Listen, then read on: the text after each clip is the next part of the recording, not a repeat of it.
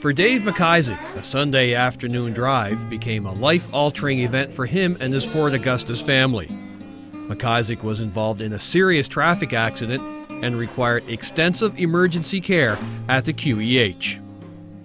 Well, I know I had 2 broken femurs, dislocated elbow, dislocated right foot, broken scapula. There was a bunch of stuff. The extent of Dave's injuries were bad enough that it was thought they would have to transport him to another facility. But luckily, for him and his family, all of Dave's care could be provided in PEI. They had the helicopter on standby, but didn't have to go out. And everything turned out for the best. While he was in ICU, there was some question about whether he was going to have to be sent to Halifax or not because of the cut on his face. So we had to wait for a little bit to see Dr. Greg Mitten. And he was the one who he consulted with some other doctors in the Maritimes, and they determined that no, that David was all right to stay here.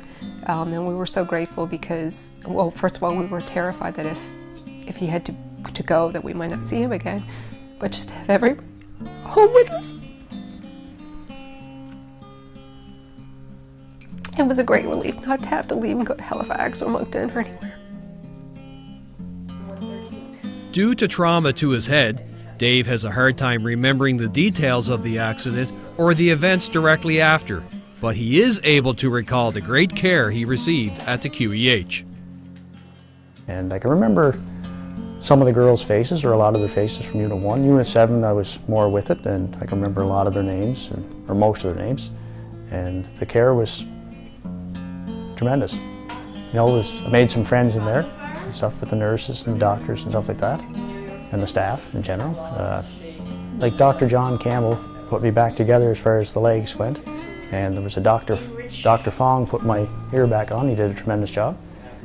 When you're at the QEH for as long as David was, you get to know everybody, you get to know the cleaning people, the security guys. Security guards were great. Yeah, the security guards.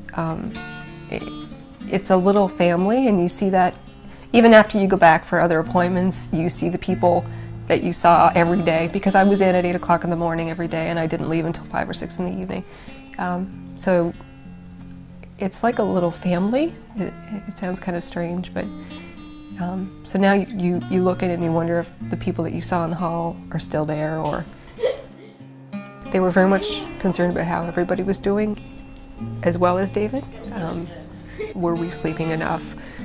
Paul was worried about whether Emily was eating or not. Like it was total family care, if that makes sense. They'd check us out too. Like, I remember getting checked to see if I was in shock or not, and stuff like that.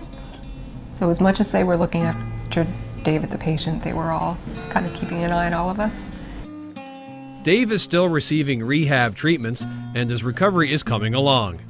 The experience has given him a new outlook on the Queen Elizabeth Hospital. We're still doing the physiotherapy thing 3 times a week, massage therapy once a week, and I see an occupational therapist once a week. Well, the QEH was my home for 9 weeks, and you know, every time I drive by now, you're always looking in, thinking about stuff that happened and how they helped me out.